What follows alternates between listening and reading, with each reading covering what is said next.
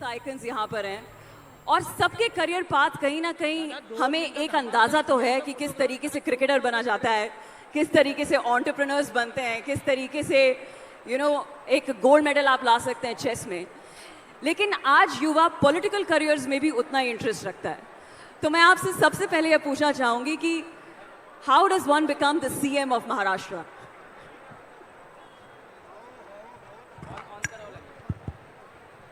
सबसे पहले तो मैं मंथन फॉर युवा को बहुत बहुत बधाई देना चाहता हूं कि हमारे युवाओं की जो बात है उसको सामने लाने का काम मंथन फॉर युवा ने किया है। और ये जो सारे मेरे साथ बैठे हुए इनक्रेडिबल लोग हैं जिन्होंने अपने जीवन में युवाओं को प्रेरित किया है, इन सभी को इस मंच पर लाने का काम मंथन फॉर युवा ने किया है। और आपने एक बहुत अच्छा सवाल पूछा है कि व्यक्ति मुख्यमंत्री कैसे बनता है। वैसे तो हिंदी फिल्म में अनिल कपूर एक दिन के भी नायक बन जाते हैं, मुख्यमंत्री बन जाते हैं, लेकिन इतना आसान नहीं है।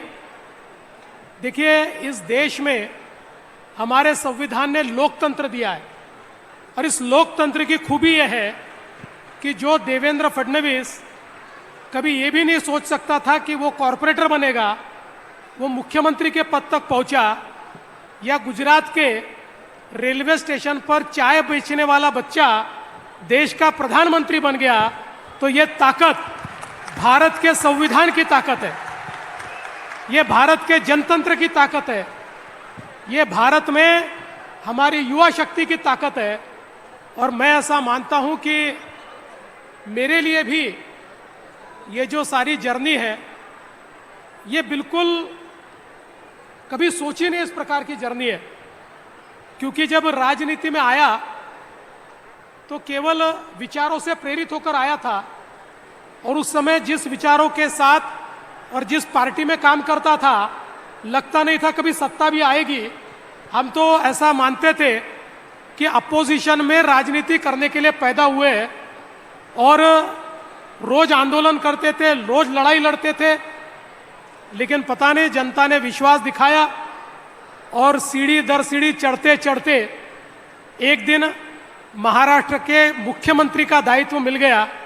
तो मैं आपको दावे के साथ कहता हूं, यहां बैठा हुआ कोई भी व्यक्ति अगर मन में ठान ले तो हमारा लोकतंत्र और हमारा संविधान उसको मुख्यमंत्री बना सकता है, कोई उसको रोक नहीं सकता।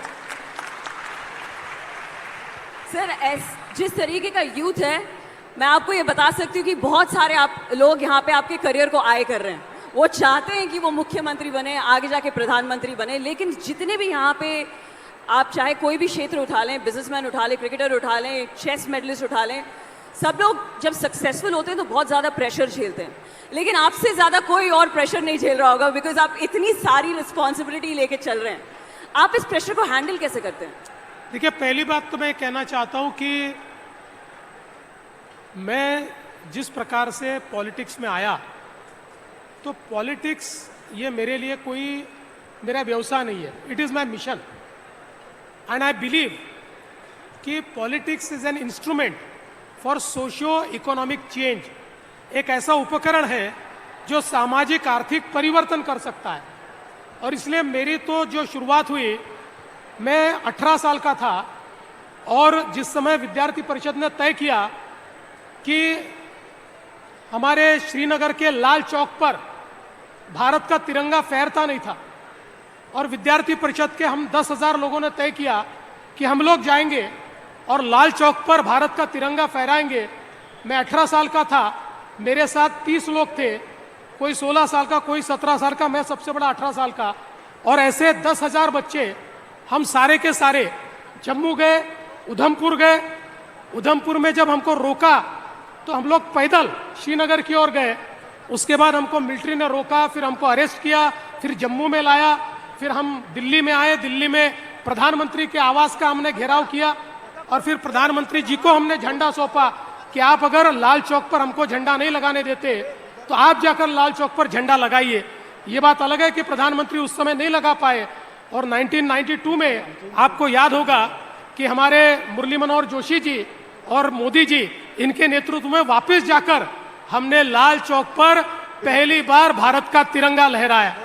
तो वो शुरुआत है, और वहां से लेकर इतने आंदोलनों में मैंने पार्टिसिपेट किया।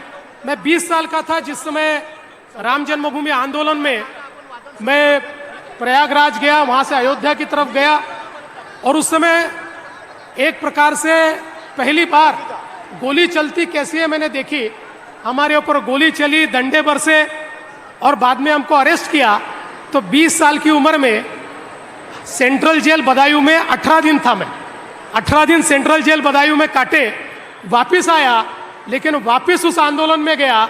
और 1992 में जिस समय बाबरी ढांचा ढहाया गया, उस समय मैं वहां था, और मुझे इस बात का बहुत गर्व है। क्या बात है। जब शुरुआत ऐसी है तो आपको प्रेशर हैंडल करना आ ही जाता है। प्रेशर की बात कर रहे हैं, तिलक वर्मा है हमारे साथ। तिलक,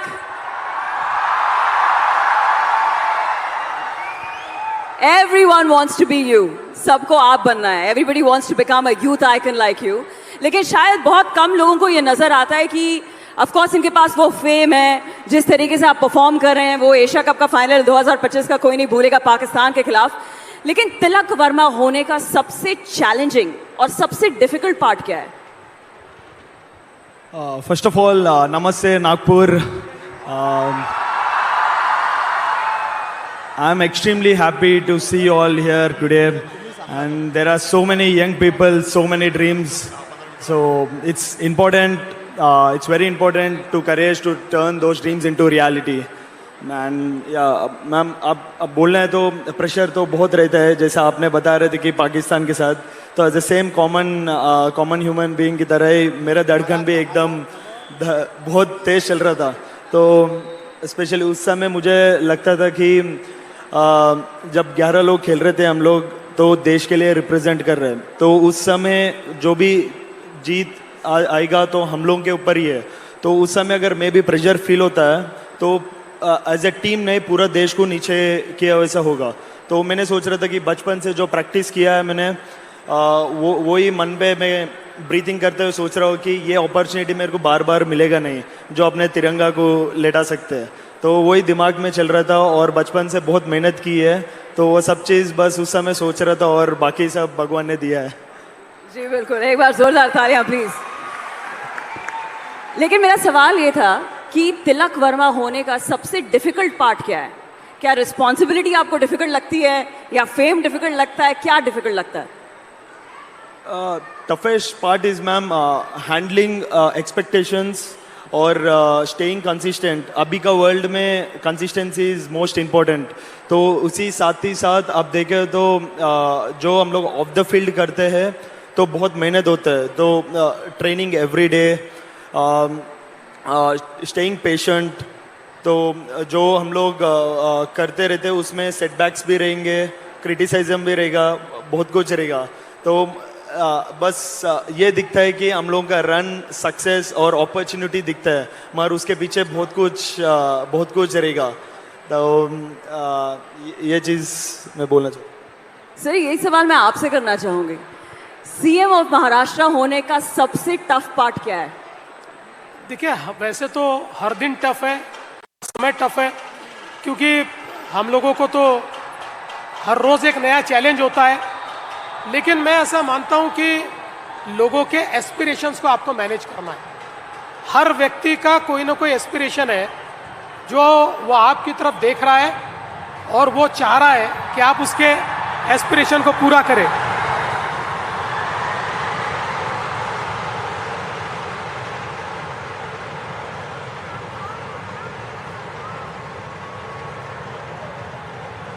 सर ये एक तरीके का आगाज है कि किस तरीके का ये माहौल है, फिलहाल उस तरीके का आगाज है, ऊपर से बारिश भी आ रही है। ये हमारे नागपुर के ढोल पथक है, इनके लिए एक बार जोरदार ताली बजाइए भैया।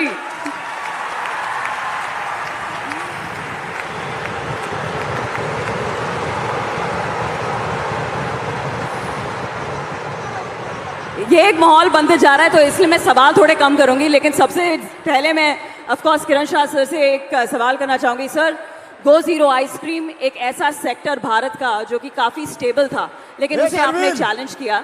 आज स्टार्टअप शुरू करने में, जो कि आज बहुत सारे यंगस्टर्स अपना स्टार्टअप शुरू करना चाहते हैं, सबसे बड़ा चैलेंज क्या आता है और उसमें गवर्नमेंट ऑफ महाराष्ट्र आपकी क्या मदद कर सकती है?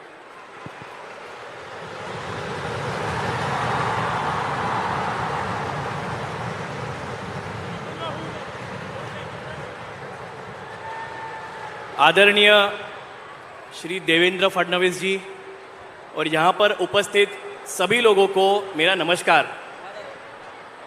हम जब बचपन में हमसे पूछा जाता है कि बड़ा होके क्या बनोगे, तो स्टैंडर्ड आंसर ये होता है कि मुझे डॉक्टर बनना है, मुझे इंजीनियर बनना है, अब क्रिकेटर बनना है, यस पॉलिटिशियन बनना है। ऑलमोस्ट कोई भी ये नहीं बोलेगा कि मुझे फाउंडर बनना है। ये थी मेरे बचपन की बात। लेकिन आज की अगर मैं बात करूं तो 2022 के बाद जब मैंने गो जीरो शुरू किया, उसके बाद गवर्नमेंट ने इतने सारे इनिशिएटिव से पूरे स्टार्टअप इकोसिस्टम को सपोर्ट किया है। लेकिन फिर भी एक फाउंडर बनना यानी एक कांटों के रास्तों पे चलने जैसा एक व्यवसाय है।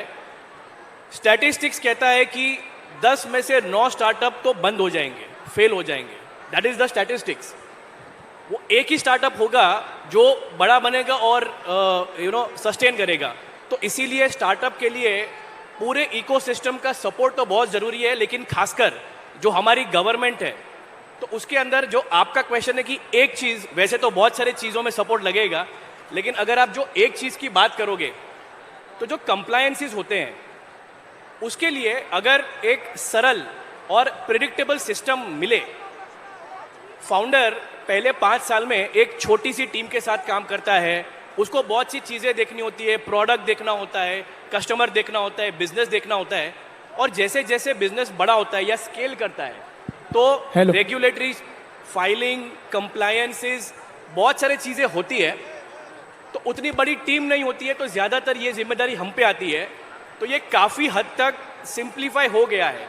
लेकिन अगर सही मायने में एक सिंगल विंडो क्लियरेंस अगर फाउंडर्स को मिले तो जितना वक्त हम धंधे पे लगा रहे हैं, बाकी चीज़ों पे वक्त कम लगे। जैसे जैसे धंधा ग्रो करे, हमारे पास टीम बढ़े, तो अगर ये सपोर्ट गवर्नमेंट से मिले, बहुत हद तक ये मिल भी चुका है। लेकिन एक युवा जो डेयरिंग करके अपनी लाइफ का सबसे पहला बिजनेस शुरू करने जा रहा है, उसके लिए इस टाइप का सपोर्ट मिलना बहुत ज़रूरी है। सर ये जो सपोर्ट की बात कर रहे हैं, क्या गवर्नमेंट ऑफ महाराष्ट्र वो प्रोवाइड कर सकता है? 100% करेंगी। हम लोगों ने स्टार्टअप इकोसिस्टम के लिए बहुत अच्छी पॉलिसी तैयार की है, फंड ऑफ फंड तैयार किया है, इंक्यूबेशन सेंटर्स तैयार किए हैं, और अभी इन इंक्यूबेशन सेंटर्स को हम डिसेंट्रलाइज कर रहे हैं। कोई भी टियर 3 सिटी का भी बच्चा अगर कोई विचार करता है और उसको कमर्शियल प्रोडक्ट में ट्रांसफॉर्म करना चाहता है तो उसको पूरी मदद मिलेगी, 100% मदद मिलेगी। और इन्होंने बहुत अच्छी बात कही है, क्योंकि जब तक हमारे युवाओं को सीमलेस एक्सपीरियंस हम लोग नहीं देते, तब तक मैं ऐसा मानता हूँ कि ये स्टार्टअप इकोसिस्टम को जिस प्रकार से हम बड़ा बनाना चाहते हैं नहीं बना पाएंगे। तो मैं विश्वास के साथ कहता हूँ, और इनके जैसे जितने फाउंडर्स हैं इनके साथ भी बात करके हम लोग और उसमें जो सुधार करने वो करने की कोशिश करेंगे। लवली। एक और फाउंडर है ऑफ कोर्स हमारे साथ, वहाँ पे अर्जुन। 16 साल की उम्र में आपने अपना बिजनेस शुरू किया, और ना सिर्फ एक बिजनेस के रूप में, you wanted to make a change in the society. सस्ती दवाइयाँ घर घर तक पहुँचे, ये आपका एम था। 16 साल की उम्र में कैसी सोचा आपने ये? पहले तो thank you entire team of youth for मेंदन for having me here, Devendra sir. मुझे लगता है जेंजिस जो हम लोग कहते हैं, आज हमारा सबसे बड़ा एक गॉड गिफ्ट जो हमको गॉड ने दिया है जेंजिस को, वो सपने देखना दिया है। तो मुझे लगता है जब मैंने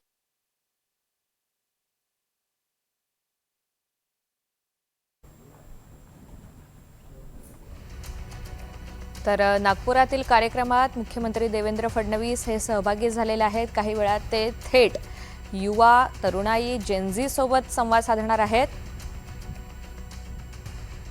इम्पैक्ट से मुझे याद आया, मैं परसों सिंगापुर में था और मैं सिंगापुर से मुझे टीम ने कहा कि नागपुर में प्रोग्राम है। मैंने बोला मैं कनेक्टिंग फ्लाइट लेके नागपुर पहुंचता हूँ। मैंने टीम को बोला आप भी मुंबई से नागपुर पहुंच जाना फ्लाइट में। उन्होंने कहा कि अभी सर 6 से 7 घंटे में हम लोग मुंबई से नागपुर समृद्धि महामार्ग से पहुंच सकते हैं। मुझे लगता है ये काम देवेंद्र फडणवीस सर के इम्पैक्ट जो मैं कहता हूं, आज अगर वो 10 साल पहले वो उन्होंने सपना नहीं देखा होता, आज हम लोग वो चीज़ का मतलब फायदा नहीं ले पाते। मुझे लगता है youngsters entrepreneurship always should think innovative and out of the box thinking is really need, and वही आज मैं इम्पैक्ट क्रिएट कर रहा हूँ।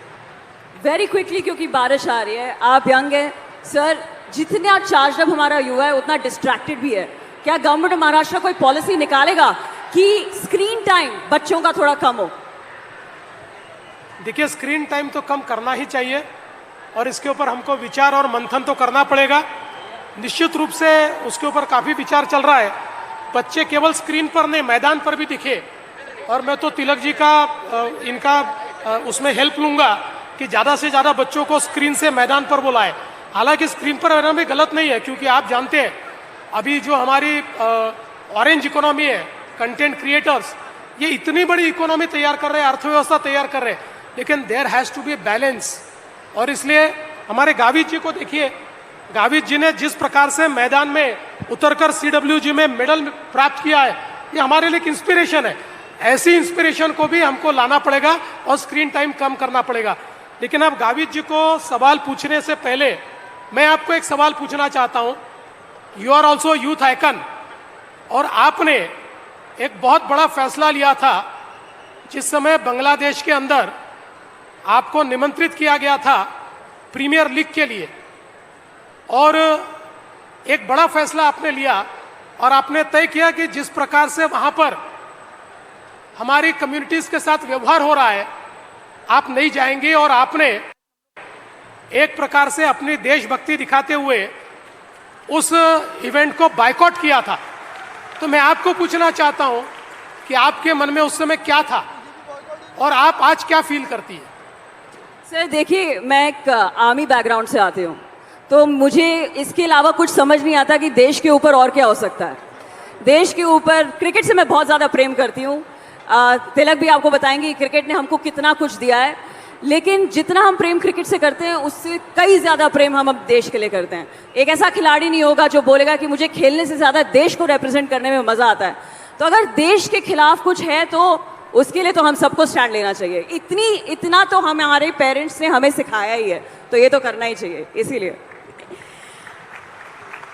देश की बात करें, दिलीप आपने अभी अभी CWG में गोल्ड जीता है। आपने ये कब ठाना कि आपको भारत के लिए ये करके दिखाना है? मैं आज सभी को नमस्कार करता हूँ। मेरे को इधर बहुत अच्छा लगा। तो जब मैं उधर स्कॉटलैंड में गया था, तो उससे पहले मेरे जो कोच है काले सर, उन्होंने मुझे अडॉप्ट किया है। आज मैं जो कुछ हूँ सब उन्हीं की वजह से हूँ। आज इधर तक मैं पहुँचा हूँ सब उन्हीं की वजह से, सब उन्होंने मुझे अडॉप्ट किया है। तो बचपन से मुझे अडॉप्ट किया है, तो आज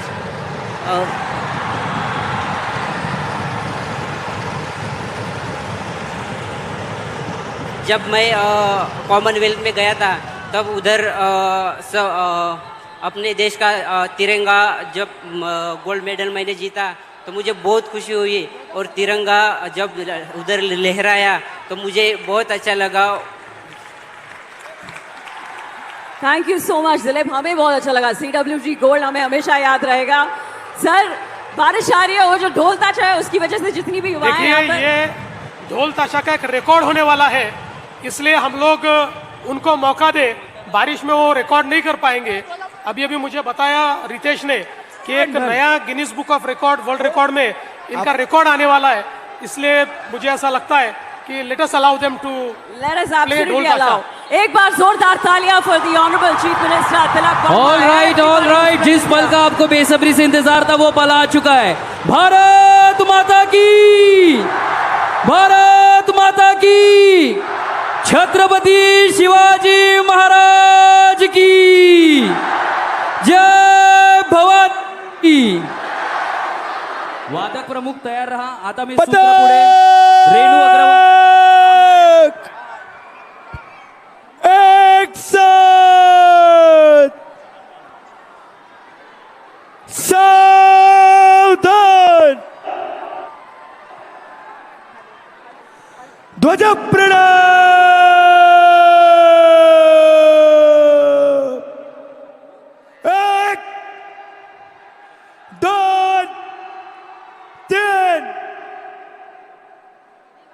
हात जोडा, प्रार्थना. गुरुर ब्रह्मण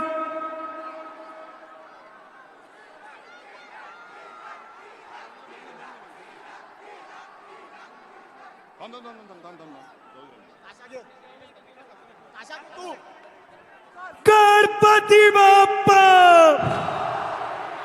मंगल मूर्ती. छत्रपती शिवाजी महाराजांचं, धर्मवीर छत्रपती संभाजी महाराजांचं, राजमाता राष्ट्रमाता जिजाऊ साहेबांचं. ओम नमो पार्वते पते हर हर हर हर हर हर. भारत माता की, भारत माता की, भारत माता की. वंदे वंदे वंदे. ताशा सुरू करायचा. ताशा वन. हॅलो नमस्कार. आता आपण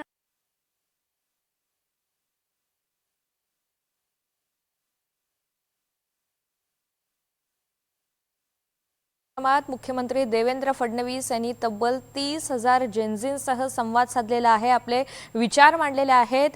शासनाला नेमकं तरुणाईविषयी काय वाटतं आणि आगामी काळामध्ये तरुणांसाठी कोणते असे विशेष उपक्रम हे राबवले जातील या सगळ्या संदर्भात मनमोकळ्या गप्पा देवेंद्र फडणवीस यांनी इथे केलेल्या आहेत. आणि हा कार्यक्रम संपन्न झाल्यानंतर आता नागपुरातल्या या विशेष कार्यक्रमामध्ये एक रेकॉर्ड मोडला जाणार आहे. ढोल ताशा पथकाच्या वतीनं काही वेळातच या वादनाला सुरुवात होणार आहे. मात्र नागपुरातल्या या कार्यक्रमात मुख्यमंत्री देवेंद्र फडणवीस यांनी युवा संवाद हा साधला. नव्या उद्योजकांच्या पाठीशी सरकार आहे असा विश्वास त्यांनी बोलून दाखवला. मुलांचा स्क्रीन टाइम कमी करण्याची गरज आहे असं मत देखील त्यांनी मांडलेलं आहे. तर प्रकट मुलाखतीमधून त्यांनी हे सगळे विचार मांडलेले आहेत. आणि या प्रकट मुलाखतीनंतर मुख्यमंत्री देवेंद्र फडणवीस हे तरुणाईशी सुद्धा थेट संवाद साधणार आहेत. आणि धर्मवीर छत्रपती संभाजी महाराजांचं, राजमाता राष्ट्रमाता जिजाऊ साहेबांचं. ओम नमो पार्वते पते हर हर हर हर हर हर. भारत माता की, भारत माता की.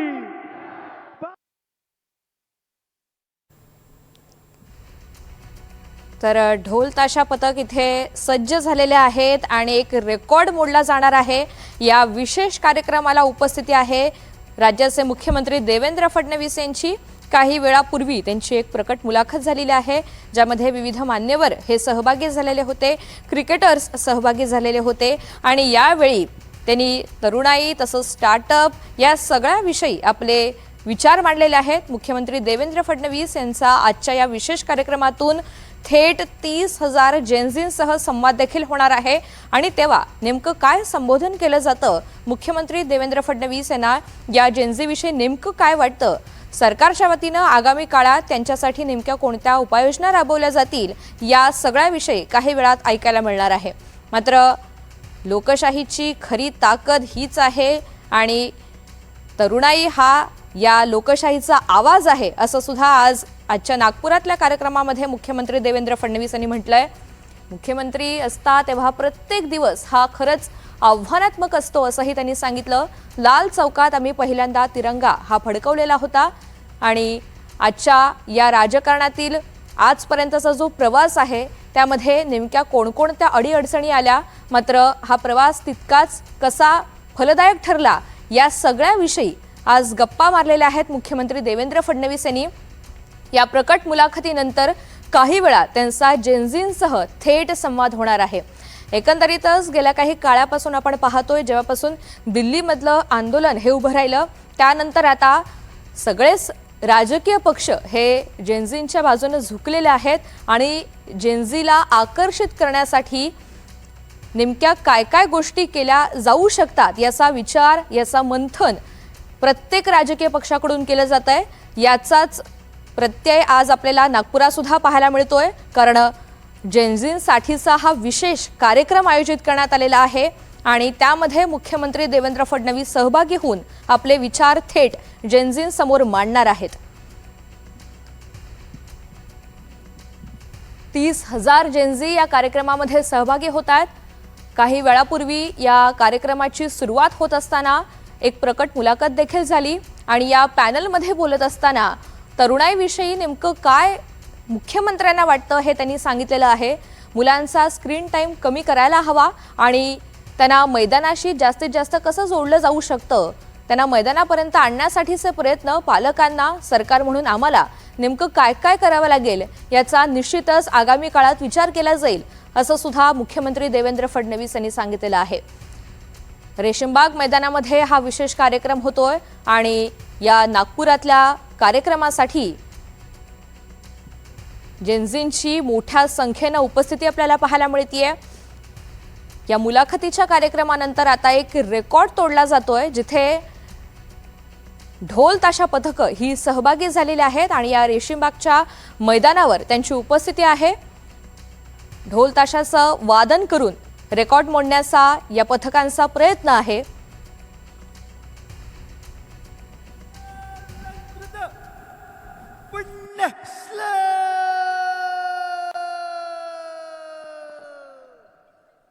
राजमाता, राष्ट्रमाता, राणीसाहेब जिजाऊसाहेबांचा, राणीसाहेब जिजाऊसाहेबांचा, महाराज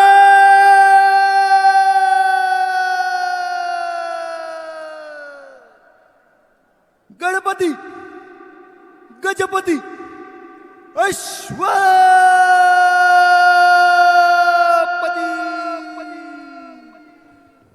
भूपती, प्रजापती, सुवर्ण रत्न श्रीपती,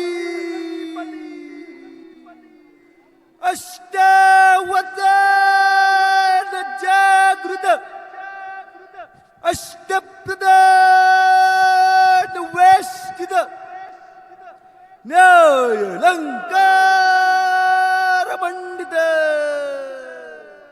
शस्त्र अस्त्र शस्त्र पारंगत, राजनीती दुरंदर, प्रौढ प्रताप पुरंदर,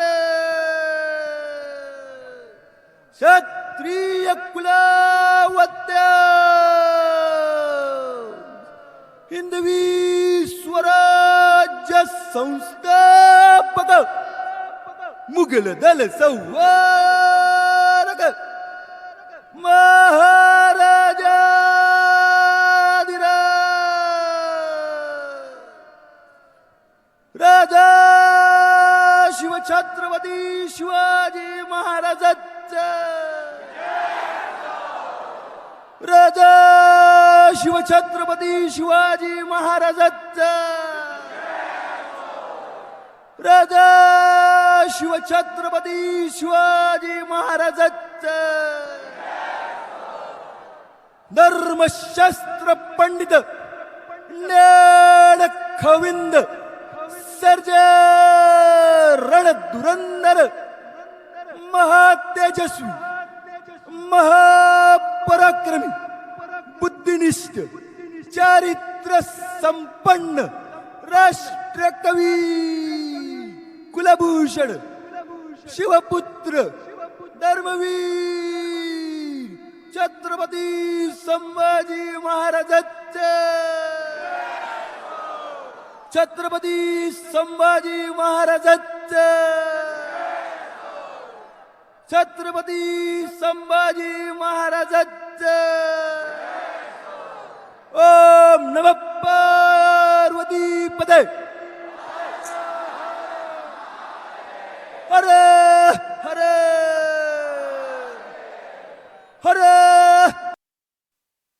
भवानी जय शिवाजी जगदंब जगदंब ताल उचलायचा लगेच ताल उचलायचा 1 2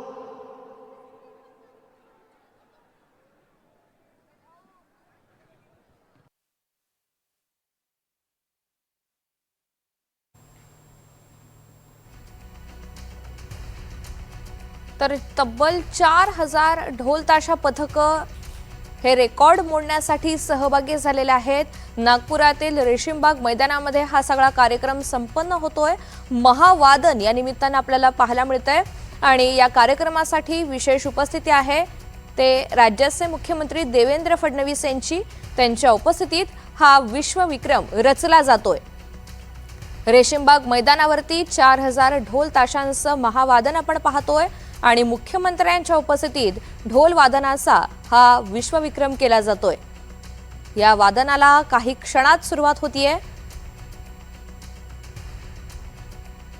विविध कार्यक्रमांमध्ये सोहळ्यांसाठी सणांसाठी ढोल ताशा पथकांची उपस्थिती असते आणि जे राज्यातली महत्त्वाची जी शहरं आहेत त्यामध्ये नागपूरचा सुद्धा क्रमांक लागतो आणि या नागपूर शहराचं सुद्धा ढोल ताशा पथक हे आघाडीवर असल्याचं आपल्याला पाहायला मिळतं आणि शहरात होणाऱ्या याच कार्यक्रमाच्या निमित्तानं 4000 ढोल ताशा पथकं ही आणि वादक हे सहभागी झालेले आहेत। त्यांच्या वतीनं हा वर्ल्ड रेकॉर्ड केला जातोय। देवेंद्र फडणवीस यांच्या उपस्थितीमध्ये या संपूर्ण कार्यक्रमासाठी त्यांची उपस्थिती आहे आणि नागपूरच्या रेशीमबाग मैदानावरती हा विश्वविक्रम रचला जातोय। हा संपूर्ण कार्यक्रम आज आयोजित करण्यात आलेला आहे तो म्हणजे तरुणाईसाठी जेनझींसाठी आणि या निमित्तानं फक्त संवाद कार्यक्रमच नव्हे तर एक विश्वविक्रम रचण्याचा सुद्धा इथे तरुणाईचा प्रयत्न आपल्याला पाहायला मिळतोय। 4000 वादक या विश्वविक्रम करण्यासाठी इथे उपस्थित आहेत दाखल आहेत आणि ढोल ताशांचं महावादन हे काही क्षणात सुरू होईल। एक अनोख्या पद्धतीचा हा जेनझींसाठीचा कार्यक्रम आपण पाहतोय। काही वेळापूर्वी एक प्रकट मुलाखत झाली ज्यामध्ये मुख्यमंत्री देवेंद्र फडणवीस यांनी आपले विचार तरुणाईसह मांडलेले आहेत तरुणाईसमोर मांडलेले आहेत तर काही वेळात हा विश्वविक्रम झाल्यानंतर ते थेट संवाद सुद्धा साधणार आहेत आणि जेनझीला नेमकं काय वाटतं हे जाणून घेण्याचा त्यांचा प्रयत्न असेल। त्या व्यतिरिक्त मुख्यमंत्री देवेंद्र फडणवीस स्वतः सुद्धा संबोधन करणार आहेत। मात्र ही सध्याची ताजी दृश्य आपण पाहतो नागपुरातली रेशीमबाग मैदानाची जिथे हजारोंच्या संख्येनं उपस्थिती आहे वादकांची आणि 4000 ढोल वादक हे आता सज्ज झालेले आहेत हा विश्वविक्रम करण्यासाठी।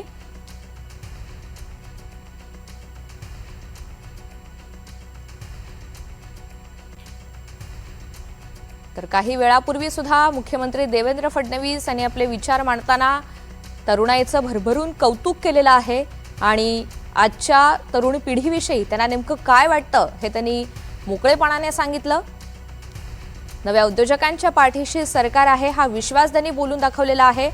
त्या व्यतिरिक्त आगामी पिढीसाठी आणि लहान मुलांसाठी सरकारच्या वतीनं नेमकं काय करता येईल याविषयी त्यांनी सखोल भाष्य केलंय।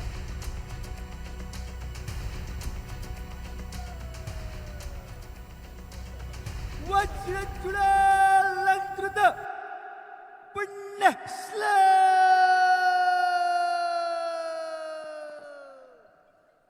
राजमाता राष्ट्रमाता राणीसाहेब जिजाऊ साहेबांचा राणीसाहेब जिजाऊ साहेबांचा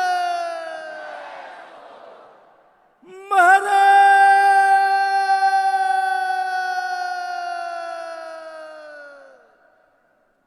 गणपती गजपती अश्वपती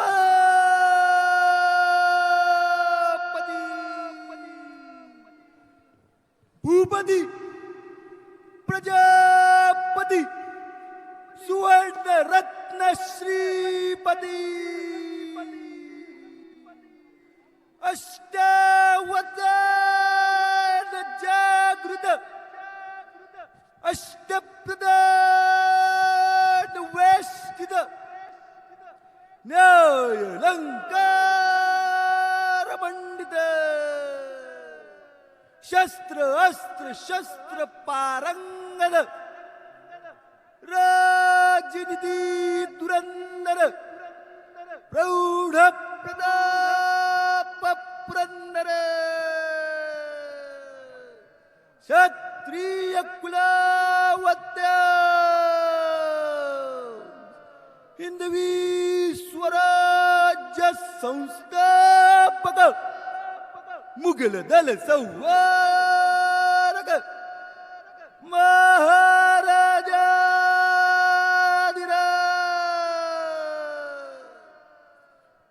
राजा शिवछत्रपती शिवाजी महाराजांचा राजा शिवछत्रपती शिवाजी महाराजांचा राजा शिवछत्रपती शिवाजी महाराजांचा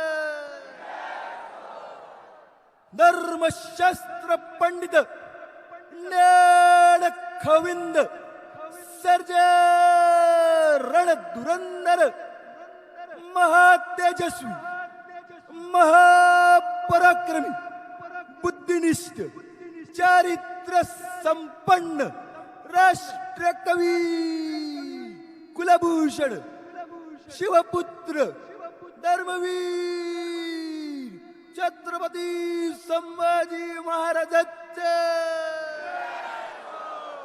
छत्रपती संभाजी महाराजांचा छत्रपती संभाजी महाराजांचा ओम नमः पार्वती पते तर नागपूरमधील रेशीमबाग मैदानावरती हा विश्वविक्रम रचला जातोय आणि 4000 ढोल ताशाचे हे जे वादक आहेत ते इथे सध्या उपस्थित आहेत आणि हा महावादन सोहळा हा विदर्भाच्या आणि महाराष्ट्राच्या सांस्कृतिक इतिहासात सुवर्ण अक्षरांनी निश्चितच लिहिला गेलेला आहे। या विशेष कार्यक्रमासाठी उपस्थिती आहे मुख्यमंत्री देवेंद्र फडणवीस यांची आणि त्या व्यतिरिक्त इतरही विविध क्षेत्रातले मान्यवर यासाठी उपस्थित आहेत।